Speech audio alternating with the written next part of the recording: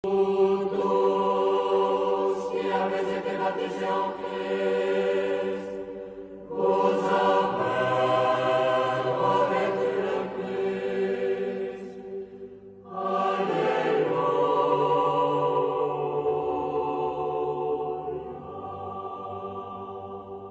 Jean Boboc, nous sommes ici dans votre église, la cathédrale roumaine du diocèse de l'église orthodoxe roumaine de France et d'Europe occidentale et méridionale. C'est Monseigneur Joseph qui est le métropolite. Vous êtes le bienvenu. Mille merci.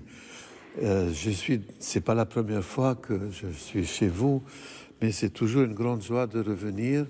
Et c'est aujourd'hui d'ailleurs une occasion un peu particulière parce que nous avons la joie de pouvoir présenter aujourd'hui la publication de votre thèse de doctorat que vous avez soutenue récemment à l'Institut de théologie orthodoxe Saint-Serge de Paris et qui a été publiée par les éditions du Cerf sous le titre de La grande métamorphose, éléments pour une théoanthropologie orthodoxe. C'est évidemment un événement dans la théologie orthodoxe contemporaine, puisque en dehors de votre personne, que je sache, il n'y a malheureusement pas beaucoup de savants contemporains orthodoxes qui s'occupent plus particulièrement des questions de bioéthique. Peut-être je me trompe. Nous travaillons dans l'urgence. Nous travaillons dans l'urgence. Je peux vous en donner un exemple extrêmement récent. Je rentre de Bruxelles,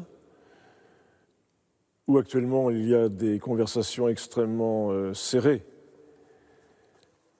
autour de certaines propositions qui ont été faites, des propositions qui ont été faites il y a 2 ans par le groupe que soutenait Madame Estrella, qui venait avec des propositions extrêmement dangereuses pour l'homme, telles que nous le concevons, qui n'ont pas été retenues pour des raisons techniques, mais qui ont été reprises ensuite au Parlement de Strasbourg par une autre recommandation venant de Madame Lunacek, qui n'ont pas toutes été reprises, mais qui finalement viennent d'être votées au Parlement à une large majorité et qui tend à octroyer à l'avortement, à la contraception, aux exigences des groupes de pression LGBT, etc.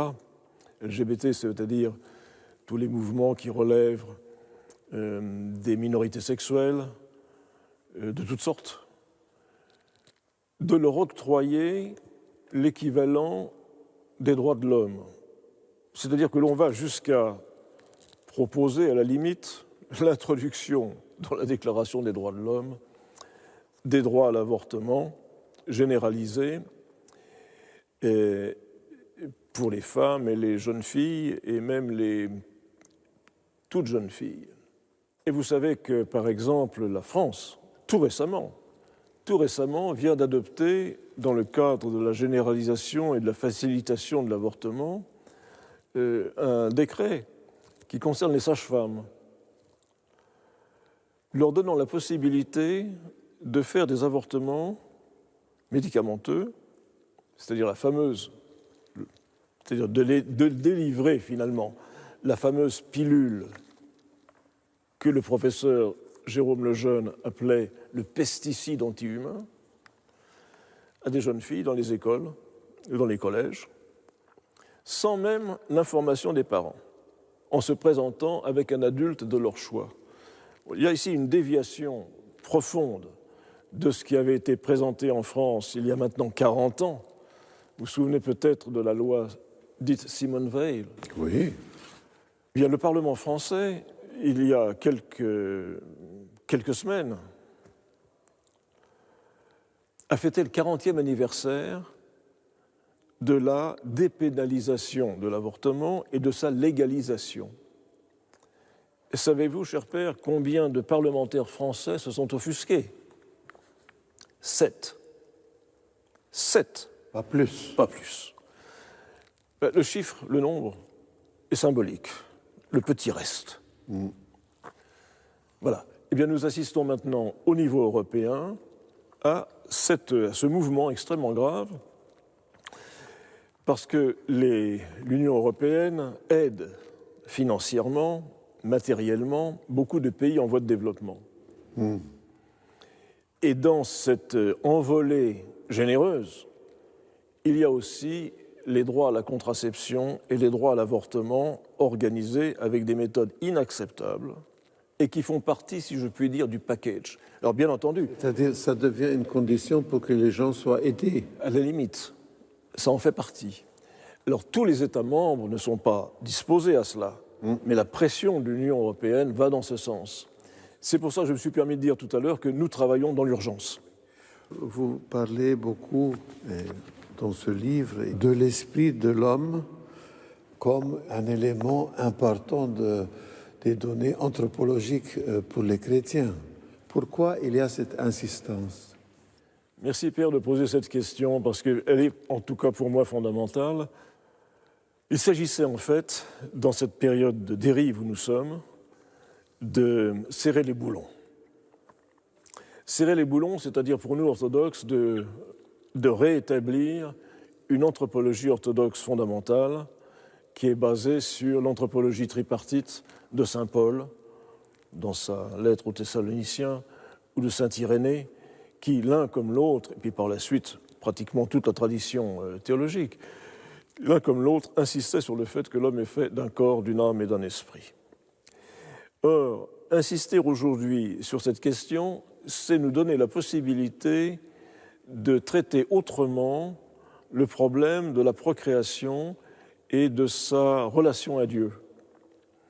On n'est plus dans le cas d'école d'un Dieu qui donnerait une âme à chaque moment de la procréation, parce que ces moments peuvent se trouver dans un tube à essai, ces moments peuvent se trouver au coin du bois, et on ne peut pas voir Dieu, naturellement, complice de ces affaires-là. Par contre, la miséricorde divine fait que toute conception est saisie par l'Esprit de façon à ce que, ainsi, le futur homme, qui est déjà une personne, il faut bien insister là-dessus, qui est déjà une personne, le zygote, au moment de sa formation, est en connexion avec la divinité par l'Esprit Saint qui s'en saisit. Et c'est donc une nouvelle approche proposée. Et comment vous appelez ça? Vous appelez ça la saisie du zygote humain par l'Esprit. Oh, c'est ça. C'est une autre façon de proposer la relation directe entre Dieu et la procréation, je dirais en ne laissant pas de doute sur le fait que Dieu soit muni d'un sac à dos avec des âmes préexistantes qu'il délivrait à chaque moment d'une procréation. Non, ce n'est plus possible.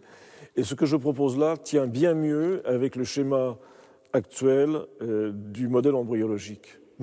Alors pourquoi bouder notre plaisir et notre satisfaction lorsque la science vient conforter nos convictions? Vous êtes, il faut le dire, un disciple du père Staniloae, dont vous avez traduit nombreuses œuvres en langue française et publiées. Et nous savons que le père Dimitru a été un des théologiens orthodoxes contemporains qui a le plus insisté sur cette anthropologie qui inclut la sanctification de la nature humaine, justement tripartite, hein, le corps, l'âme et l'esprit.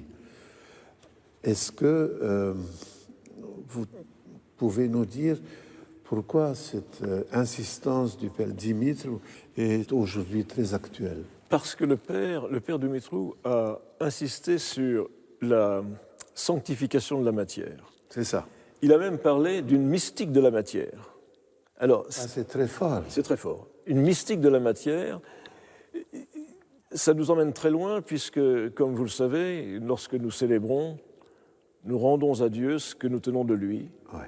Avec, si je puis me permettre, une formule peut-être un peu triviale, mais qui est peut-être imagée, avec une valeur ajoutée. le travail de l'homme. Oui. Eh bien, c'est cela qui sanctifie la matière, c'est le travail de l'homme. Et tout le cosmos, c'est ce que nous explique le Père Dumitru, est amené à être sanctifié par l'homme. C'est l'homme qui va le sanctifier par sa présence. Mais alors c'est une invocation du Saint-Esprit par l'homme. Par l'homme. Oui. Voilà, c'est épiclétique. C'est une C'est le mot que je cherchais. Oui, c'est épiclétique. Oui, oui, oui. Voilà. Donc à partir du moment où le zygote humain est saisi par l'Esprit, il est sanctifié. Et je me battrai jusqu'à la fin, non pas en pensant que c'est une bataille perdue, non. Je me battrai jusqu'à la fin pour la reconnaissance du zygote comme personne. Oui. Comme personne. Il faut qu'il y ait le statut d'une personne. D'une personne. Parce qu'à partir du moment... Juridique même. Tout à fait. Parce qu'à partir du moment où l'on refuse le statut de personne, le zygote humain est ramené à un amas de cellules et c'est un matériau dont on peut user comme l'on veut. Voilà. Et c'est ce qui se passe. C'est ce qui se passe. C'est ce qui se passe. Déjà. C'est ce qui se passe déjà. Vous savez très bien qu'aujourd'hui, en France, on a passé des lois, des décrets qui permettent l'expérimentation sur l'embryon et sur le fœtus. Hélas. Oui. Sur l'embryon, c'est très grave. Parce qu'à chaque fois que nous faisons des fécondations in vitro, nous avons des embryons surnuméraires. Eh bien, ceux dont on ne se sert pas, ceux qui ne sont pas réintroduits dans la future mère, sont des matériaux. Ça va même très loin, puisqu'il y a une imposture sémantique. Vous savez, on parle par exemple du projet parental. Le projet parental, ce sont des parents qui viennent, qui font faire un embryon in vitro. Et alors, du jour où ils ont demandé cela, c'est un dossier qui porte le nom projet parental. Mais s'ils oublient de venir le chercher parce qu'ils ont changé d'avis, ce n'est plus un projet parental, ce n'est plus une future personne, ce n'est plus qu'un matériau. C'est un trait de crayon, un trait de stylo sur un dossier qui décide qu'avant, c'était un projet parental, un futur enfant, et maintenant, ce n'est plus qu'un matériau biologique. Scandaleux. Oh, oui. Scandaleux. Imposture. Imposture sémantique. Oui. Voilà. D'ailleurs, tous ces projets parentaux, je veux dire, les gens se marient, les gens vivent, les gens ont des enfants, mais en quoi il y a quelque chose de spécial pour parler de projet? C'est uniquement une classification d'un dossier dans un laboratoire. Ah, parce que ça a affaire à un laboratoire, parce que normalement, on ne passe pas par un laboratoire pour avoir des enfants. Enfin, évidemment, voilà. Tant que je sache. Donc on est là dans un domaine qui touche à la manipulation génétique, qui touche à la procréation artificielle, ça porte un nom, tout ça, mais je parle bien de ça.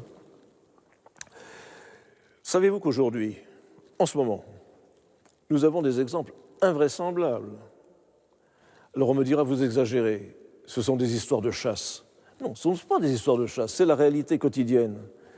Il y a quelques semaines, en Angleterre, un enfant est arrivé au monde qui se trouve être, tenons-nous bien, le fils de sa grand-mère sur le plan juridique et le frère de son père. Il suffisait d'avoir un jeune garçon homosexuel qui fabrique un enfant in vitro au laboratoire, qui demande à sa maman « Veux-tu porter, GPA, grossesse pour autrui, veux-tu porter mon enfant ?» Elle le porte. Alors cet enfant, aux yeux de la loi, il est bien l'enfant de ce père, de ce géniteur, mais il est aussi le fils de sa grand-mère, qui a accepté de faire une GPA pour lui, et il est en même temps le frère de son père. On aboutit à des aberrations. Je prends un autre exemple en Angleterre. Par la manipulation mitochondriale, une manipulation cellulaire, on a réussi à faire un embryon à partir de 3 ADN, de 3 acides désoxyribonucléiques différents. Donc, ce futur enfant, il a 3 géniteurs réels. Et non pas seulement juridiques, réels.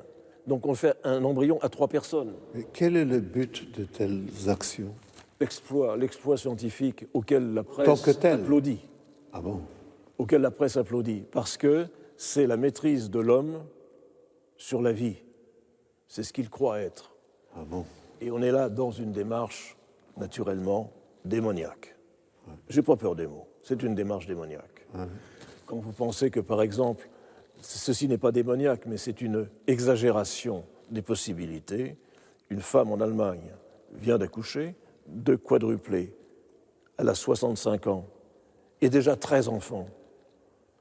13 enfants, la plupart certainement conçus de façon artificielle, par FIV. Et dites-moi, à 65 ans, comment a-t-elle obtenu ces quadruplés? Vous voyez bien qu'on est dans des exagérations qui sont simplement la démarche de la volonté de montrer qu'on n'a rien à voir avec le Créateur. Et tout est là. Et toute notre dérive occidentale, toute notre dérive occidentale tient de cela. La volonté scientifique des scientifiques sans conscience. Science sans conscience. On arrive à cela. C'est-à-dire que ce n'est plus le même mot, parce qu'il y a dans conscience, il y a science. Et c'est pour ça que j'ai fait ce travail, et c'est pour ça que j'ai voulu, dans un livre qui peut être un peu volumineux et lourd, ramener, au moins pour les orthodoxes, à nos bases. Il me semblait utile de m'occuper d'abord et avant tout des brebis d'Israël, c'est-à-dire de nos frères orthodoxes, parce que nous vivons dans un monde où il est de plus en plus difficile d'être chrétien, encore plus difficile d'être orthodoxe, et qui devient dangereux. Et donc, le petit reste, les brebis d'Israël, il faut nous en occuper de très près. Alors, si vous permettez, tout à l'heure, vous avez parlé du fait qu'il faut accorder à l'embryon humain le statut de personne, n'est-ce pas? Mais, et vous avez expliqué comment et de quelle façon.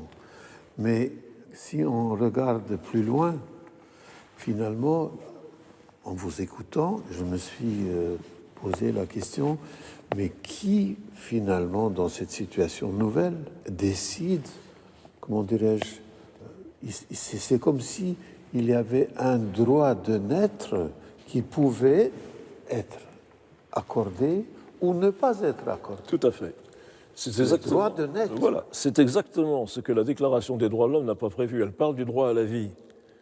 On comprend ce que ça veut dire, le droit à la vie d'une façon générale. Oui. Parce que de là, on arrive au droit au travail et à tous les droits. Oui. Bon, on est dans ce style de situation. Mais le droit de naître, voilà qui n'a jamais été inscrit, et que si ces messieurs, dames, des lobbies extérieurs obtiennent quoi que ce soit, nous devons obtenir le droit de naître. Or, c'est justement l'inverse qui est obtenu. C'est le droit de ne pas faire naître. Et les façons de ne pas faire naître. Et donc, à ceux qui me disent « mais vous nous accusez d'être des meurtriers », je dis non, je suis courtois. Je vous pose la question. Par vos actions, combien d'êtres ne verront pas le jour? Répondez-moi. Donc, vous voyez, il y a une conjonction de tous les problèmes de la bioéthique. Le philosophe Jean-Michel Besnier dit très bien que nous aurions vraiment intérêt, nous, les théologiens, à nous occuper de la science-fiction. Parce que la science-fiction est fiction aujourd'hui, mais ne l'est plus demain. Là, mon père, vous venez de brosser un tableau général qui concerne enfin, tout le monde actuel. Mais ici, chez nous, en France, est-ce qu'on n'est pas quand même un peu plus modéré? Est-ce qu'on ne fait pas un peu plus attention? Des fois, on nous fait croire que c'est comme ça. Je ne pense pas que la France soit en retrait de ce mouvement général. Si je regarde sur ces 2 dernières années, qu'avons-nous vu? Nous avons vu la gestation pour autrui autorisée. Une femme ne peut pas le faire, elle demande à quelqu'un d'autre de le faire pour elle. Une autre femme. Une autre femme. Alors qui est la mère? De nouveaux problèmes, et même problèmes juridiques. Aux États-Unis, il y a des procès qui n'en finissent pas. Parce que finalement, une femme qui a prêté son ventre, qui a loué son ventre pour de l'argent, au bout de 9 mois, certaines d'entre elles s'attachent à l'enfant qu'elles ont porté. Alors, qui est la mère? Alors, bien sûr, c'est contractuel. Ce n'est plus du tout la nature qui parle, c'est la loi, c'est le contrat. C'est terrible. Donc, la mère, c'est celle qui paye. En général. Alors, nous avons accepté ça en France. On l'a accepté? Oui, nous avons accepté aussi l'expérimentation sur les embryons. Nous avons accepté aussi de prélever des cellules souches sur l'embryon, alors qu'il existait des Excusez-moi, alternatives. dans ces cas-là, l'embryon meurt. Évidemment. Évidemment. Mais puisque l'embryon n'est qu'un matériel, n'est pas une personne, on peut faire ce qu'on veut avec. Il a la vocation de devenir une personne, peut-être, ou il est une Il est personne. une personne, il est une personne, mais il n'a pas ce statut. En conséquence, la loi vous autorise à faire ce que vous voulez avec. C'est un matériau. Il nous faut des enfants sains, beaux, bien portants, et si possible, selon les critères que nous avons choisis. D'après un tri. Il y a toujours un tri.